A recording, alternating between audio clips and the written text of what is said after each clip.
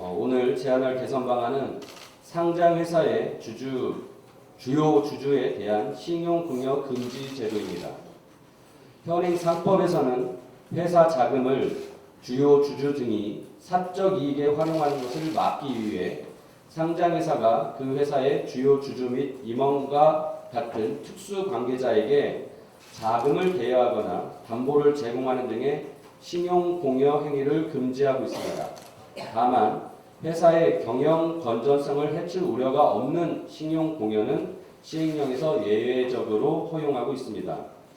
그런데 문제는 이 예외사항을 정한 시행령입니다. 현행 상법 시행령에서는 회사의 경영상 목적을 달성하기 위하여 필요한 경우에는 특수관계자에게도 신용공여를 가능하도록 허용하고 있습니다. 예외가 이렇게 포괄적으로 허용되다 보니 상위법이 무력화되는 독소 조항으로 활용되고 있습니다. 일례로 주주인 부실 계열사를 지원할 목적으로 저금리로 자금을 빌려준다거나 경영권 방어 목적으로 지배주주가 회사 자금을 활용하는 행위를 경영상 목적에 있었다고 주장하면 막기가 어려운 것입니다. 따라서 신용공여 금지 원칙을 무력화시키는 폭넓은 예외 인정으로 상장회사의 기업 가치가 훼손될 수 있습니다. 저는 상법 시행령을 다음과 같이 개정할 것을 제안합니다. 예외적으로 허용되는 특수관계자에 대한 신용공여 행위는 특수관계자를 위한 자금 지원 목적이 아니어야 하며 손실 가능성이 매우 희박한 경우에 한해 허용할 수 있어야 합니다. 나아가 회사의 단순한 자금 운용 목적의 신용공여는 경영상 목적을 달성하기 위한 것으로 볼 수 없도록 명시하여 신용공여의 범위를 제한해야 합니다. 정부는 의지만 있다면 당장이라도 바꿀 수 있는 시행령의 조속한 개정을 통해 재벌 총수 일가의 사익 편취 행위를 방지하고 그 전행으로부터 소액주주를 보호하기 바랍니다.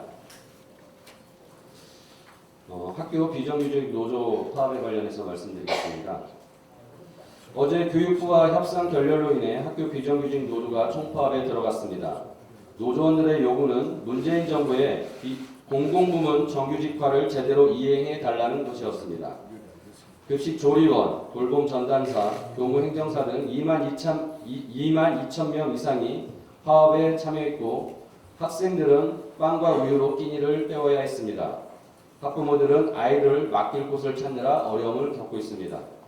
이뿐만이 문제가 아닙니다. 교육계 종사자들 간의 반목도 커져가고 있습니다. 과거 정규직 교사, 예비교사들의 반발로 인해 비정규직 종사자들을 정규직화하는 것이 무산된 바 있습니다.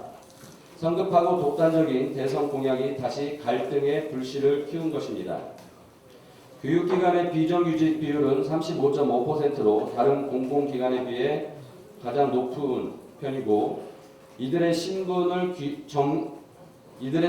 규정하는 법적 근거가 없어 교육청별로 처우가 제각각인 상황입니다. 학생들의 학습권, 학부모들의 걱정 없는 육아, 교육업의 구성원들의 화합을 위해 본 문제의 신속한 해결을 위해 교육당국이 제대로 된 대책을 마련할 것을 촉구하는 바입니다. 또한 현재 북한 어선 규수 문제, 일본 수출 규제, 방금 말씀드린 학교 비정규직 파업, 도로공사 수공원 파업, 집배원 파업이 예정되어 있습니다.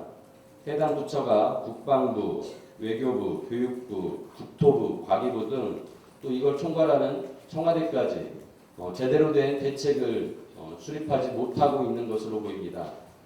총체적인 정책 난국으로 보여지며 국회가 정상화된 만큼 이런 문제에 대해서 국회가 주도적으로, 바른미래당이 주도적으로 대안과 정책을 제시하도록 하겠습니다. 이상입니다.